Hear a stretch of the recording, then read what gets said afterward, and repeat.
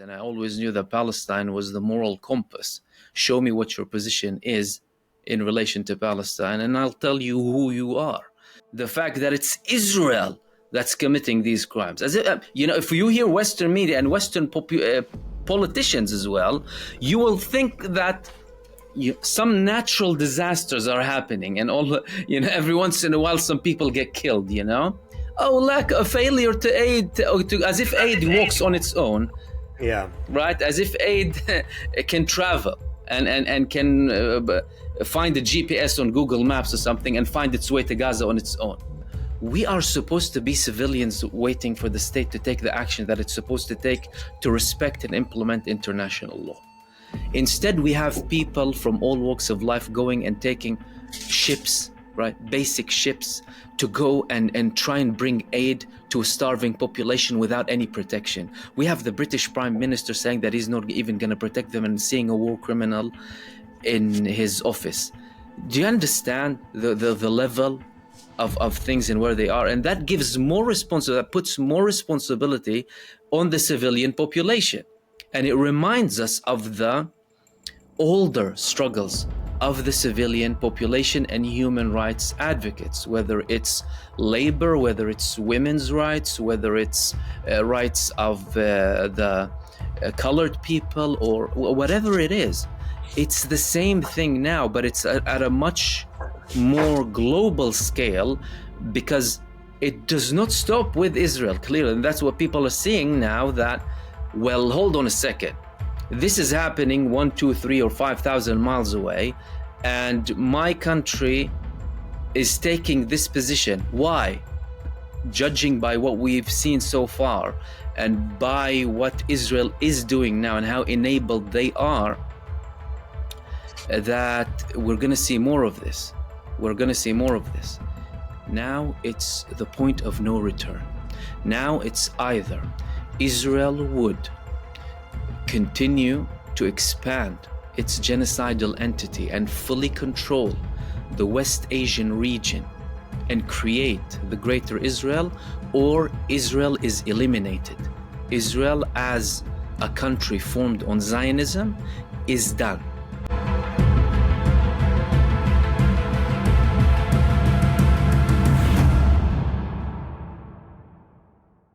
So, good day, everyone. We are here today with Mahmood OD.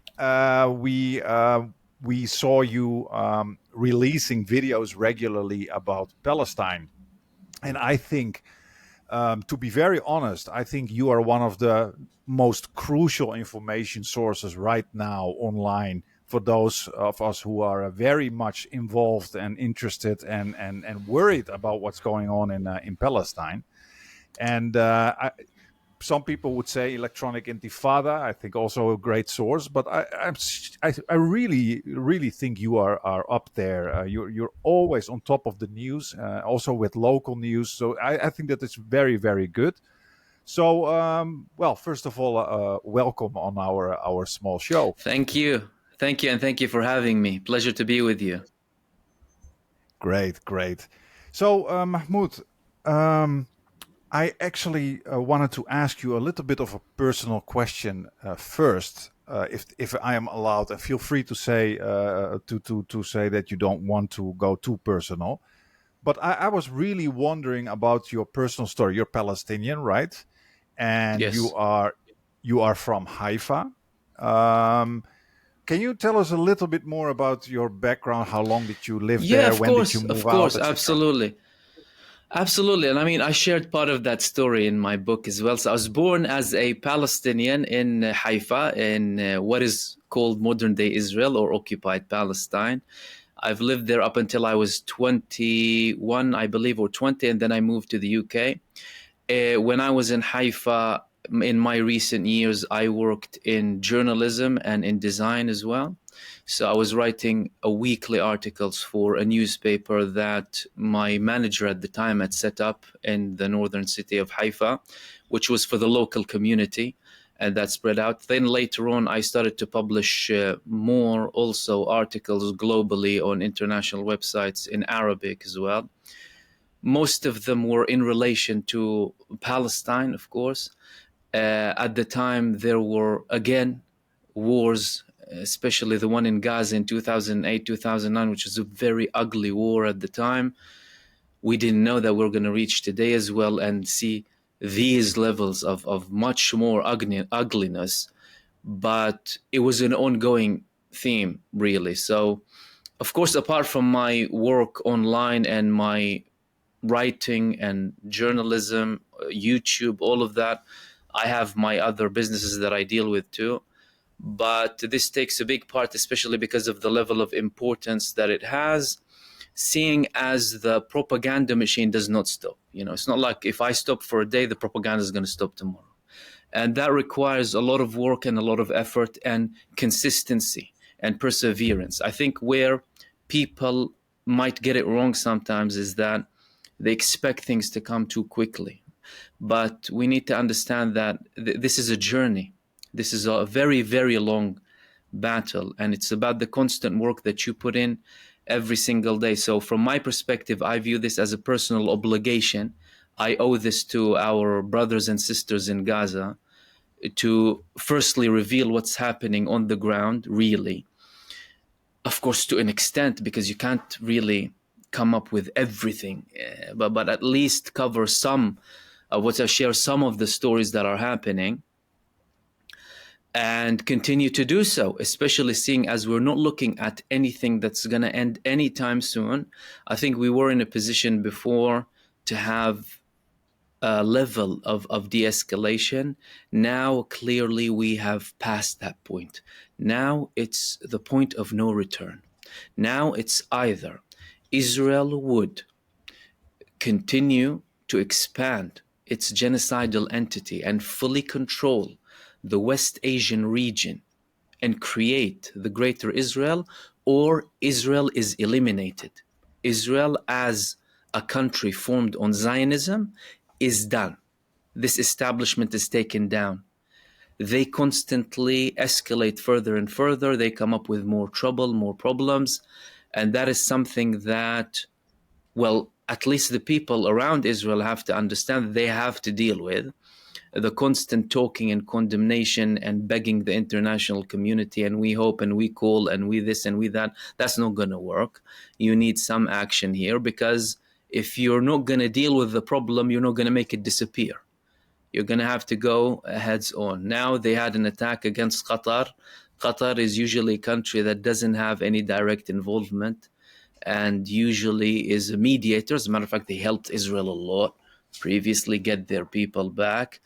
And now they attacked Qatar in a blatant violation of international law, blatant violation of every law, blatant violation of every moral, ethical background, really, with an attack against a sovereign entity, killing its people, killing a security forces member in Qatar alongside several Palestinian people. The attack came after approximately 3 to 4 weeks of both elements in Israel and the United States, by the way, promising Qatar that there will not be assassinations in Qatar.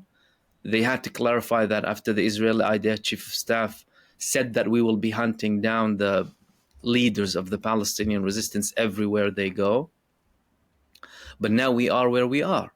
And the question is, will the Arab leaders wake up, or will they continue to believe the American leadership and all of their empty promises? And clearly, again, this is not something that's going to go anywhere anytime soon. It's only going to get more and more tense from now moving forward. Israel has no interest in backing down. Even if we talk about a replacement of Benjamin Netanyahu, which is looking less likely by the minute, this is something that we're gonna constantly be monitoring and seeing up until there is a proper solution, an end to it, and not just a temporary one. Yeah, absolutely, and I think it also shows us how colonized most of the Gulf states and the Arab countries are, considering the fact that they haven't done anything. And talking about Qatar, I mean, You saw also that there were British military planes spotted around Qatar to probably help Israel. And that brings me a bit also to what you just said. So you moved to the UK, if I'm not mistaken, and you do a very necessary thing. You counter propagandize people, let's say on online in the media sphere. That's what we try to do as well. We talk a lot about Palestine, and my question is, so you moved to the UK, and you how did you experience that media sphere? Did you expect it to be this bad, and the support for Israel in Western Europe to be this extreme? Because it's shocking. Well, it didn't require me to come to the UK to understand how the media works. I always knew that the media was biased against the Palestinians, and I always knew that Palestine was the moral compass. Show me what your position is in relation to Palestine, and I'll tell you who you are. And that's something that we as Palestinians have known from a very long time ago. The media pushing constant racism, whether it's against Arabs or Muslims or foreigners in general, divide and split. Then you had, every time that there is something happening between Israel and the Palestinian people, you'll see them covering up literally every Israeli crime, which is a part of a long-term plan, by the way. Israel committing crimes and implementing what it wants slowly and gradually, without too much problems. And general mainstream and corporate media covering up all of these crimes. That's no different, of course, in Britain. That's not different in Europe nor in the United States. That's why there had to be a response coming from people. Listen, I mean, the people who are doing the job now, right? You guys talk, I talk here, the people talking on social media. We are supposed to be civilians waiting for the state to take the action that it's supposed to take to respect and implement international law. Instead, we have people from all walks of life going and taking ships, right? Basic ships to go and try and bring aid to a starving population without any protection. We have the British Prime Minister saying that he's not even going to protect them and seeing a war criminal in his office. Do you understand the level of things and where they are? And that gives more responsibility, that puts more responsibility on the civilian population. And it reminds us of the older struggles of the civilian population and human rights advocates, whether it's labor, whether it's women's rights, whether it's rights of the colored people, or whatever it is.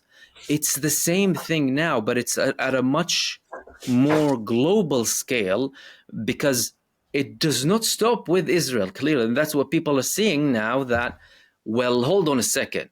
This is happening 1, 2, 3, or 5,000 miles away, and my country is taking this position. Why? What is their relationship with them? How did it all start? Why are they so keen on protecting them? Why is the media not telling me that? And that's one thing that, you and I might hear constantly. Oh, why are we not seeing that on mainstream media? Why is it not on CNN, on Fox News, on the BBC? Well, it's because they don't really want you to know. They want you to listen and obey, and they want to push the Israeli propaganda and the Zionist propaganda. They want to scare you and put you off by labeling you, right? And they think that that's going to work all of the time. And the only thing that it's created is really and truly a global revolution, a global uprising, a global awakening that we're seeing. But I believe that, judging by what we've seen so far and by what Israel is doing now and how enabled they are, that we're going to see more of this. We're going to see more of this. And it isn't going to stop here. And they're acting with such arrogance that they are actually putting more strains on their relationships with traditional allies. Who thought that there would come a day where the president of the EU, Ursula, is going to say, oh, we're going to have to cut some of the economic ties with Israel. Who thought that, right? Or more European leaders talking about recognition. Again, despite the fact that more symbolic things, and they might have, back routes or whatever. We know that. But the statements themselves, you see, they're putting themselves in such trouble that they're making it inevitable for everyone eventually to just boycott them and step away from them. But the European establishment, and of course the American administration, they are still keen on having them, because Israel is the last colonial enterprise of the West, of the Western establishment, to be specific, because there's a very big gap between the Western establishment and the Western population, as we have seen in the past 2 years, an enormous gap, which again raises a lot of questions about democracy and human rights, all of that. And now everything that's happening is showing you that they're going to have to take some action at one point. They can't just condemn 24/7. Something has to happen. And Israel, because of its strategic stupidity and arrogance, is pushing towards that direction, in my opinion. Yeah, I wanted to follow up on that with a question about the Arabic language media. I think everything you said about the English language media rings true from my studies of it. But I know relatively little about Arabic language media and how they're covering this. I would imagine that there's pressure to try to cover this in a way that gives cover to the governments of the region. But it's hard for me to imagine how they could even do that and whether that would be effective at all in influencing public opinion. So could you just explain to people who like me, don't know much about the Arabic language media, what kind of narratives are being presented there, and what kind of effect on public opinion in the region is it having? Well, firstly, there's a huge gap between Western media and Arab media, regardless of the fact that there are very big differences between Arab media and another Arab media outlet. So, for example, there would be no argument that Israel is committing a genocide. There would be no argument that Israel is killing so many people and starving people to death in any Arab media outlet. There would be, however, differences that are based on where this media is based and which government supports it. For example, if we want to talk about Al Jazeera has done a lot to cover the Palestinian case, has done a lot to raise more awareness about the Palestinian side, the Palestinian struggle. And at the same time, it is Qatari funded. So you will see the elements there. There will be no criticism, for example, of the Qatari authorities. If we go to Al Arabiya, which is Saudi backed, again, they will never be criticizing Al Saud. They will be talking about the genocide, but they will be representing more of a Saudi authority approach towards the conflict that will, for example, have more criticism of the Palestinian resistance, more pro, the rhetoric of the Palestinian Authority of the West Bank, more sympathetic towards, solutions that are American and Israeli backed, if that makes sense. And again, in terms of opinion and ideology, you will see that difference. You will see some of them are right-leaning, some of them are more on the liberal side. The bigger ones would, of course, have more leniency with, more support for their own governments that back them, if that makes sense. But again, that's where the big gap lies, in the fact that hardly any of them will deny that there's a genocide. From the beginning, hardly any of them will deny that there is a starvation. And that's what we don't have in Western mainstream media. Western mainstream media, firstly, ignoring, as if nothing is happening, as if they don't plaster the images of the butchered children of Gaza every day on mainstream media outlets, do they? They don't use the same terminology that they use against other countries when it comes to Israel. And they constantly deny the fact that it's Israel that's committing these crimes. As if you hear Western media and Western politicians as well, you will think that some natural disasters are happening, and every once in a while some people get killed. Lack of failure to aid, as if aid walks on its own. Yeah. Right, as if aid can travel and can find a GPS on Google Maps or something and find its way to Gaza on its own. There's a culprit, and we have an address. The Western establishment and the Western mainstream media or corporate media hasn't reached a level where it's calling the spade a spade. Okay, let's call the spade a spade. Let's call everyone by what they're doing. Okay, they haven't reached a level where they're telling Israel, you are the criminal. So whereas we see this awakening by alternative media, popular awareness, social media, all of that, there is still a huge gap between the Western mainstream media and the Arab mainstream media. And that's something, by the way, that isn't really changing that much. The only thing that you'll see is a few outlets in Western mainstream media will tell you, they'll give you some news to kind of have some sort of legitimacy or justify their position, but then continue down the same general narrative or have some poison inside of the actual report to gain legitimacy. Why? Because they've lost legitimacy, because they've lost credibility. And I personally warn people from that, because it's more dangerous. It's more dangerous than you completely boycotting them. Because by giving them legitimacy, right, by giving them some sort of your time, and some people will start reposting stuff, okay? You're missing the point here. They want to attract you to go back to them. When from the perspective of a lot of people, they actually lost all credibility. And that's how they should be viewed, as corporate media really lost all credibility in relation to Palestine and in relation to Gaza. They don't have credibility. Like many organizations lost credibility, like many establishments lost credibility. Mm-hmm. Yeah. And what? So you live in the UK. I come from the Netherlands, so it's pretty close by to the UK.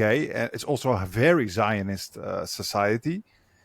What do you think explains this absolute servitude of the public narrative, the media, to the Zionist narrative? How come it's so difficult to stray away from that? I think I wouldn't necessarily describe the society as Zionist. I would say that the establishment is Zionist or has Zionist leniency. Likewise with the corporate media. There's a big difference between the population and the establishment.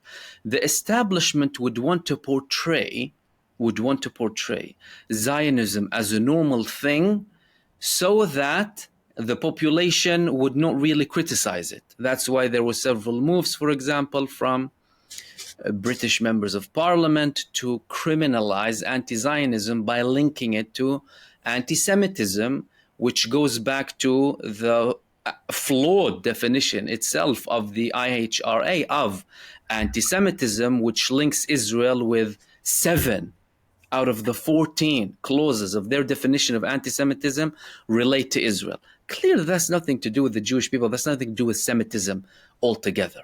They just want to prevent you and ban you from legitimately criticizing a country by telling you you're being a racist if you criticize them. Now, many people fell into this trick a very long time ago. But now it's not really working. It isn't really working that much. And the establishment and corporate media, both of them are still trying to push the society towards not really going all out, you know what I mean, on Israel and Zionism, but saying that this is Netanyahu, this is the establishment of the, settlements. It's people like Ben Gvir and Smotrich, radical elements This is how Zionism was founded. Ethnic cleansing is second nature to Zionism. They came, they wreaked havoc, they set up terrorist organizations backed and supported by the British mandate at the time. They were expelling people from their homes, and they expelled 750,000 people in 1948 and established a state called Israel. And then, of course, they started to get all of that acceptance. This is how they were formed. They were poisoning wells at the time. They were destroying villages at the time. They were destroying mosques at the time. 500 villages they destroyed in 1948. And they tried to erase the memory of these villages by either building like long trees on top of the villages or trying to erase any sort of memory, not allowing people to go back. They did something similar in 1967 with a further 250,000 people displaced. So this is Israel. Netanyahu is Israel, and he is implementing raw, unfiltered Zionism. That's the only difference between him and other Israeli leaders. So where they at least used to play it slightly more cleverly than Netanyahu by saying that, oh no, we actually support peace and we want what's good, and but we need to have a few things here and there, or de-escalate, have a ceasefire here and there. This is where Netanyahu has this raw approach that is causing Israel problems with some of its traditional Western allies, because whereas they want Israel as an establishment there, there's so much they can go to defend the Israeli prime minister's position in relation to the genocide and the crimes that are happening in Gaza. And we go back to the people, okay? And we go back to alternative media, okay? If it wasn't for the alternative media, if it wasn't for individuals speaking up and posting and sharing and raising awareness, we probably wouldn't even have anyone caring, by the way. They would have committed the genocide in full silence. Who cares? They would have loved that to happen, because they were denying that thousands were getting killed per day in the beginning, weren't they? And now all of a sudden they're concerned about... And hospitals. Yeah, hospitals, everything, hospital. babies. And now all of a sudden they're concerned because 40 or 50 people would get killed. And of course, every life is sacred. But 800 people were killed a day, 1,300 a day in late 2023. And they were justifying Israel. What does that tell you? That tells you that they would also cover up a much bigger genocide if it wasn't for the awareness constantly working and people applying pressure. And that's where we have an ongoing responsibility to constantly, firstly, cover the details of what's happening, raise awareness about the genocide and the suffering of the Palestinian people, expose Israel, expose the mainstream propaganda and the Zionist machine working behind it as well. I want to go back a little bit to your discussion of Qatar and the Israeli bombing of Qatar recently. I can understand, I put my cynical hat on and I try to understand the thinking of the leadership of the major Arab countries. And I can see a kind of argument whereby you say, like for instance, Saudi, they're trying to completely transform their economy away from dependence on oil. They need massive amounts of foreign direct investment to help them, build up, an AI sector or whatever else they want to diversify into. And the U.S. Alliance is very important for that. And part of the U.S. alliance is also being allied with the Israeli government. But after you have this bombing of Qatar, do you think that that fundamentally changes the thinking, or is that likely to just be dismissed as, well, there was already some bad blood between Qatar and UAE and Saudi in the past. Maybe that plays a role, or maybe they just brush it aside and say, "Oh, that would never happen to us because our relationship with the U.S. is much closer." Something I don't know, but what do you think the repercussions of that attack are likely to be in the region, among the governments of the region? I think it's a very important question, by the way, and it has a multifaceted answer. Firstly, number one, we need to understand how the Arab establishments were formed, their formation of agreements of Sykes-Picot with the collapse of the empire, and the British Empire at the time promising them that we support your independence, and all of them buying into it. They're supporting a few families and then backing down on their support because they started to shift away from the British Empire, by the way. But we are where we are as a post-World War I, World War II formation in terms of maps. Because previously there was no this is only Palestine. This is a person would study in Jerusalem, go to have coffee in Damascus, and then go watch a movie in Beirut. This is how things used to work at the time.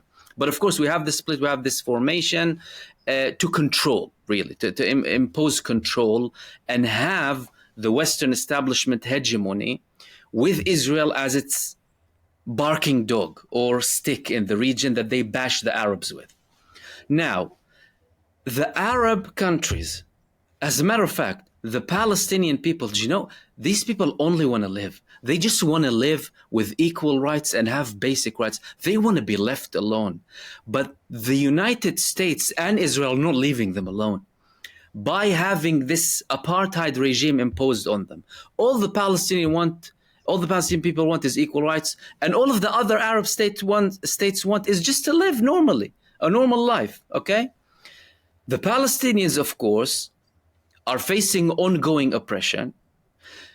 The Arab states, they realize that there's a soft and kind of sensitive approach between them and the American administration and Israel because of their alliance with them. By the way, an alliance that frustrated many Arab countries in many cases.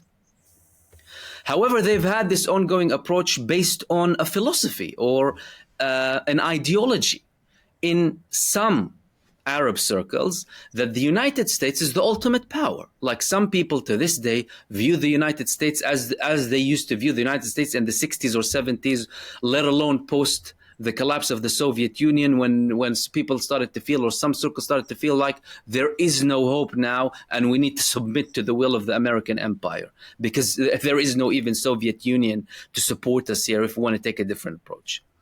However, that has been changing for the past 10 years. And I know that it might not be a popular opinion for some, but even with Egypt, even with Saudi Arabia, their relations with the United States aren't the same relations they had with them a very long time ago, even if that's not clear to the same level. And that's, by the way, not coming to justify or whitewash the lack of action or some abhorrent positions that any of the establishments may have. No, but that's just depicting a reality. For example, you'll see Egypt diversifying its sources of military equipment from so many other countries. Saudi Arabia not fully relying on oil, diversifying its economy, shifting away. And you spoke about the tensions that they had with Qatar. Clearly, they were some tensions, they were abhorrent, by the way.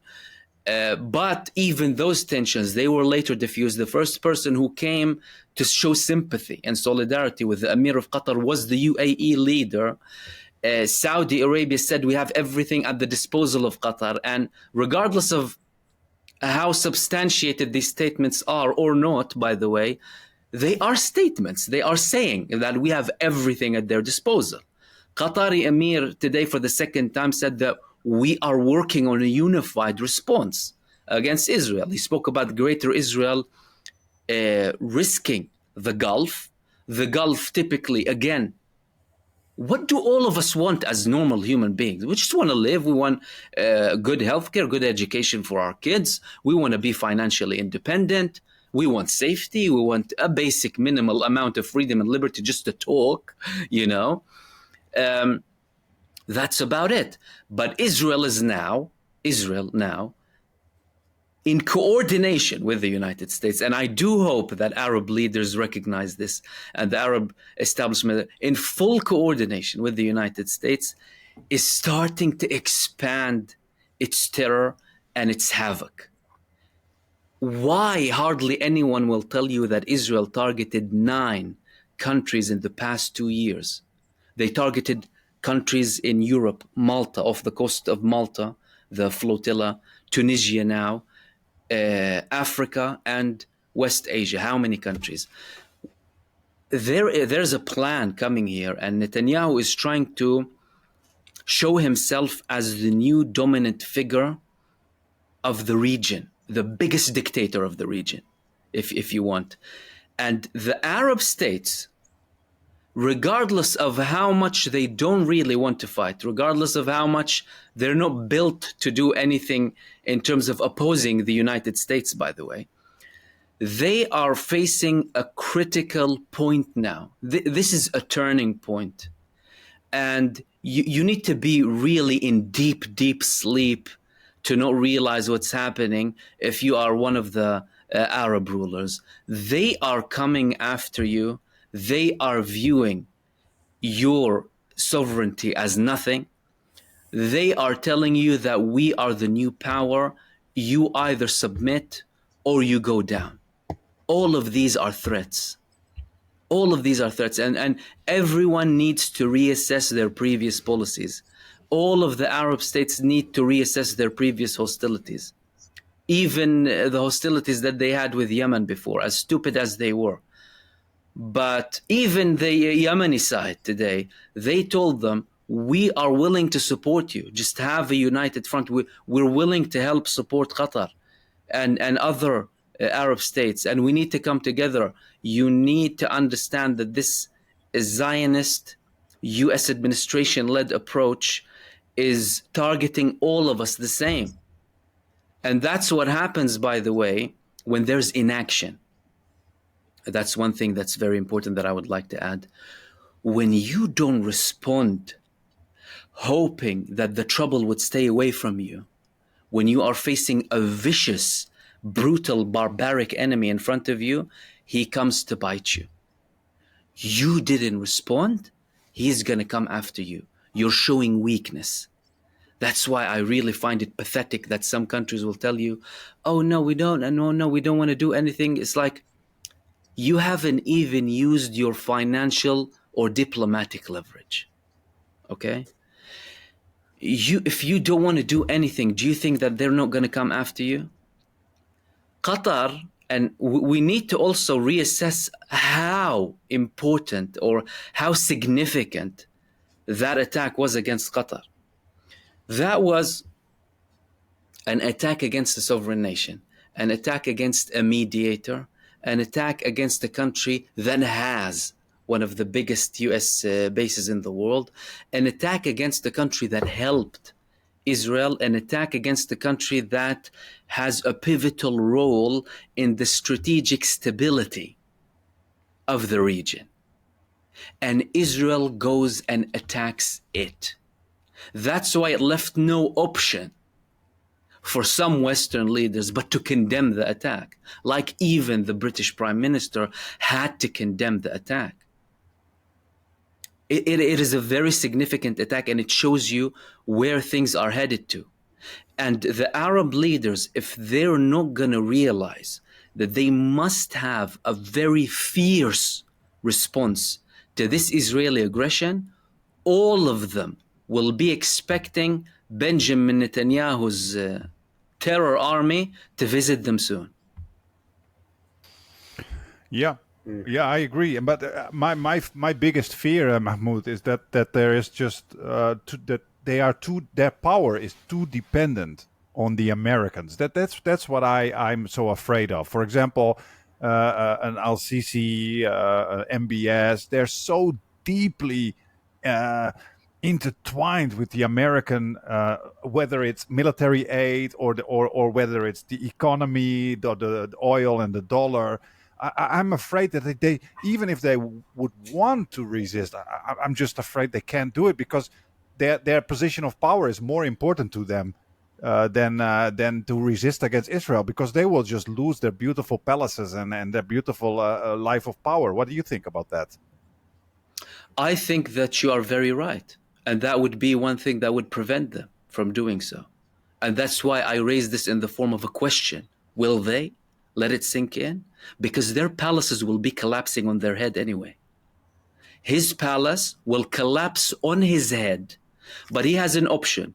Either my palace collapses on my head as a resisting leader, or the palace collapses on my head as a weak, pathetic leader. Look at what the United States is doing with Mahmoud Abbas, the president of the Palestinian Authority. They're banning him from entering the United Nations, despite the fact that the man condemned the Palestinian resistance, despite the fact that he says we only want a demilitarized state, despite the fact that he constantly deals with Israel, whether it's security, intelligence, whatever it is. Look at how he is being humiliated. Do you think that being a small puppet protects you? It doesn't protect you. It just puts you in a far worse position with your own people. Do you think if any of the Arab leaders today, right? And again, there's a very big chance that they would do nothing and remain in their shameful positions, like you said.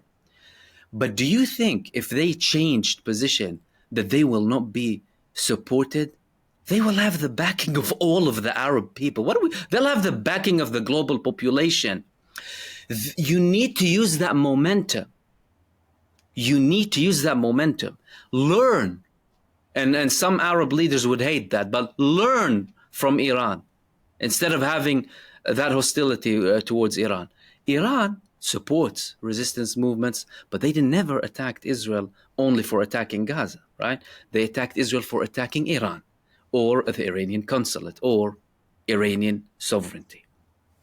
When they did, they used the momentum, and it was calculated and it was limited, although they could have gone further. Some people would view that as a strategic mistake. They didn't continue. Some people would say, oh, you could have done this. They have their own reasons. But they used that momentum. They brought their people around their leadership. Is there no opposition in Iran? There is opposition in Iran. Are there people who don't like the Iranian establishment? Of course there are. Guess what Israel's attack did? It united them. Now, there's nothing more that can unite all of the Arab populations in the region than you taking a position, but not with empty words, a genuine position against Israel. Even if it's in the form of at least a limited response, as in to teach them a small lesson, right? And then take it from there. Because clearly, and for some bizarre reason, the countries in the region, all the countries around Israel, still insist on playing by the international law books when the country next to them is pissing on them 24/7. And I find that bizarre. International law gives every country on earth, not just surrounding Israel, it gives every country on earth a right to carry out a preemptive strike against a country committing a genocide and war crimes and acting in such a hostile manner to so many countries. What are you waiting for? The popular support is with you. The international law is with you. And you can do something. You have the ability to do something. So therefore, they're faced with a very tough decision now. Either you keep your kushti lifestyle and think that you can get away with it by believing the American establishment's lies and think that you will be protected, or learn the lesson and have a level of punishment against Israel that, by the way, needs to be hard. It can't be a soft sort of punishment. The only reason that Israel stopped attacking Iran was because Iran punished them hard. If Iran didn't land that many missiles, although that was just a fraction of what Iran is capable of, then Israel said, oh, we can handle it. No, Israel stopped because they could not handle it. Show them that you can do something without them being able to handle it. If they are unable to defeat the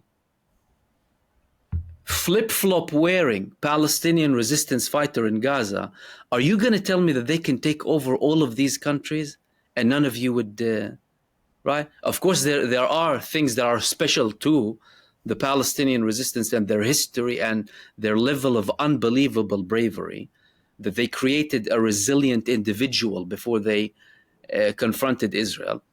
But also that shows you that everyone can do something against them. And if you are not going to take that position, then they're simply going to come after you. Whether you have someone from Hamas in your country or not, by the way, because they can find another excuse.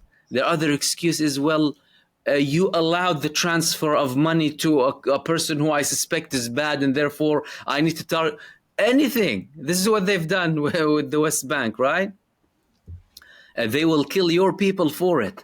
So I think we're in a pivotal moment now. We're in a turning point. If the Arab leaders are not gonna change their position, they are gonna be met with something far worse in the future, because Israel is not only a country that acts from a political perspective. Israel is a religious entity that works on Zionism and works on the Greater Israel Project. The Greater Israel Project is the Sinai Peninsula up to Cairo, goes up to Lebanon, Syria, parts of Iraq, Saudi Arabia. All of these countries will be on the hit list. And if they don't wake up now, then it's going to be too late for them. Yeah, that's exactly where I wanted to turn, because your comments up until that point were kind of about a sort of almost like an appetitive drive that, you know, the leadership of the countries of the region could see this as a moment to take advantage, you said, to follow the momentum, and they could be turned into, you know, massive heroes, not only there, but worldwide. And so it's kind of like looking at it from a gain-seeking perspective. But to look at it from a loss aversion perspective, I think Greater Israel kind of looms large. You know, it makes me think of Netanyahu was interviewed once many years ago by someone who asked him, you know, doesn't it make you worry that your main base of support in the U.S. comes from these Christian fundamentalists who want Greater Israel so that Jesus comes back and kills all of you? And he joked like, yeah, we'll cross that bridge when we come to it. Because obviously, you know, for him, it's like, who cares what these religious idiots think? It's just beneficial for us. But if you look at it from the perspective of the rest of the countries in the region, it is not so beneficial. It's quite the opposite. So this drive for Greater Israel would seem to provide a really serious national security threat. And I'm wondering, in your reading, listening, conversations, etc., how seriously has that threat come to be taken? If you can respond in this, you know, this very broad general question, but, you know, among the people of the region, how seriously do you think this threat is being taken, and do you think it might actually provoke a change of political strategy? I think amongst the people of the region, they understand that very well. It's the people on top who fail to understand and are living in a different realm, clearly.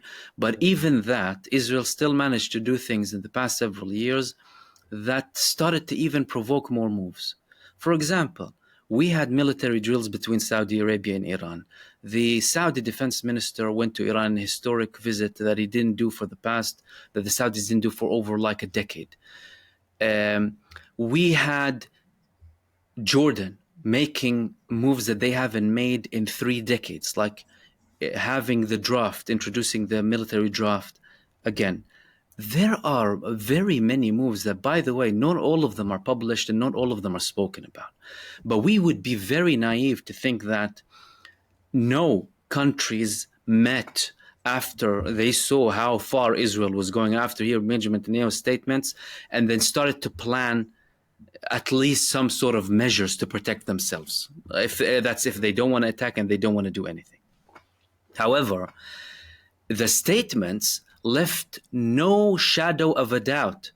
Benjamin Netanyahu, when he came up, he's saying, we're going to create a new Middle East. We're going to reshape the Middle East. So many of them, they said, we have a historic opportunity now. The people understood that very clearly. Israel left no doubt because they weren't only saying it, they were implementing it on the ground. Like they were poking Egypt, but they were faced with another clash because the Egyptian army was literally on the borders.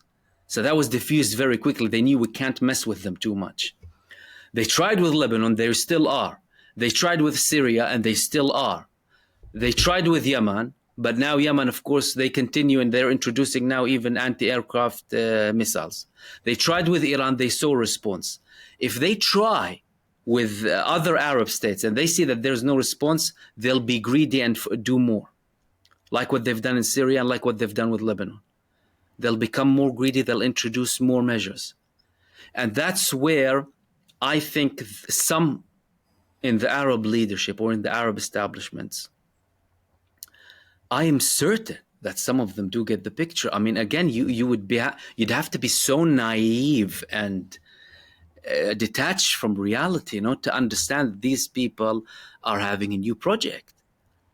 The Iranian supreme leader, he had a speech half a year ago. He said that the United States is planning to make Israel the biggest export hub of energy from the region to the West. Israel can only do that by taking control of everyone in the Middle East, including, or West Asia, including the Saudi territories and the Qatari territories. Why is there so much going on about Syria now? It's going to be the barrier. It's going to be that place where everything will come across. Either the energy goes through them or Israel has control of this energy. So the sooner they realize that, again, the merrier. Will they act? Will they not act? That's not something that anyone can say. But what I can tell you for sure is it is a turning point. And there is pressure for them to respond. And at least in terms of statements saying that we will respond, calling what Israel does finally state terror, calling Netanyahu a passing leader, calling Israel a passing state, all of that shows that even the tone has shifted. Whether they will attack or not, that depends on whether they want to keep themselves alive and protected and their people or not. Yeah. Yeah, exactly. And I liked what you just said a while back about that we should not forget the intense bravery of the Palestinians who just keep on fighting. It's unbelievable, and also resisting just by staying in where they come from and staying on their land, and it's really amazing to see. And I think also when we look at Yemen, who doesn't give up on fighting while it's such a poor nation, it's so popular lately, to complain about Arabs this, Arabs that, Arabs this, Arabs that. But people forget we're talking about leadership here, colonized leadership, and I understand you're frustrated. But I mean, look at people on the ground resisting, and that brings me to something I wanted to compare with, and we're almost at the hour, so this will be the last question, I guess. I personally am very interested in this question, and especially you're as a Palestinian, I want to hear your opinion. So I just told you I come from the Netherlands, but my dad is from Algeria, so I'm half Algerian, and he lost 3 uncles in the independence struggle against French colonialism, which was also exceptionally brutal. We're talking about the same mass murder, mass rape, as you see the Israelis do to the Palestinians. It's horrible. And it took millions of casualties to eventually be successful. And it's one of the few anti-colonial battles in history that was actually successful. And a lot of people lately, you have 2 camps. A lot of people say what happening in Palestine is very comparable to what happened in Algeria, that battle for independence. Others would say it's a very different situation right now, because of course Israel is part of the U.S. empire, so it's a bit of a different kind of situation. How would you compare that with historical anti-colonial battles, European imperialism, let's say, such as Algeria, for example? How would you compare it? Do you think it's similar, or do you think it's incomparable or in between? How do you see that as a Palestinian, Mahmoud? That's a very interesting question. And I think there are a lot of similarities and there are differences. The similarities are we have a colonialist entity imposing its will against the indigenous people. The French colonialists were killing 45 to 50,000 people a day in certain points. So in terms of numbers of casualties, Gaza isn't the biggest in terms of numbers, but I'd call Gaza the biggest in terms of barbarism. Like the level of barbarity of these people and what they do, and the lack of empathy, despite the fact that you can see so many people struggling the denial. It's just on different levels. However, it shows you that there are many things that are related. Like Algeria, everyone calls Algeria the nation of the 1 million martyrs, because they had 1 million martyrs to rescue themselves from and liberate themselves from French colonialism. The elements, the essence of it is very similar. Foreign power, arrogant and supremacist and racist foreign power, thinking that they are above you, coming to your region, occupying you to modernize you. They were saying in Algeria, like, we need to teach you modernity, and we saw that modernity, how beautiful that modern day secularism you were talking about. And we were seeing the modernity and Western values of Israel being implemented in Palestine too. We know exactly what they mean. But this stems out of an arrogant colonialist approach that views human beings in certain areas or from certain backgrounds as below them. And that is the core problem. If every human being was viewed equally, regardless of their national background, regardless of their race, regardless of their religion, regardless of their color, it wouldn't be the same thing. But they have been demonizing the people who they occupy for so long. The British Empire, okay, Winston Churchill, listen to his statements about other people of the British Empire occupied. About the Indian people, about the Palestinian people, about people in Africa. This stems out of an arrogant supremacist mentality. And despite the fact that in recent years, especially in the past like 15 years or so, we saw more and more people turning against things such as racism, as bigotry, racial discrimination, more calls for rights of different groups of society. It appears that they want to keep that thriving and alive when it comes to Palestine. It's as if you can criticize everyone and everything and be politically correct, but over there, stop. That's it. And we aren't able to progress as a human race so long as we view each other as either an above or below. If I am going to simply tell you that by definition, Israelis, by definition, they're automatically below because of their definition, I'm going to be at fault. I'm going to take the actions that they do and tell you that that is degrading them. But if we start going into the argument of, oh no, it's because they are this and it's because they are that, I'm going to create the next problem for the next century. And we don't want that. We want that to be eliminated. What we want is for people to be viewed as equal human beings everywhere, for them to get equal rights. No one is above another person.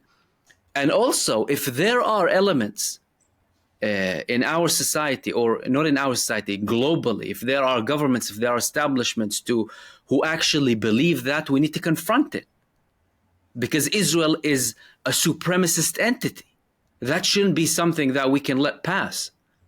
Otherwise, where's all of your argument of targeting neo-Nazism and not having this ideology? And where does that argument go? And so long as that argument exists, we will continue to have problems.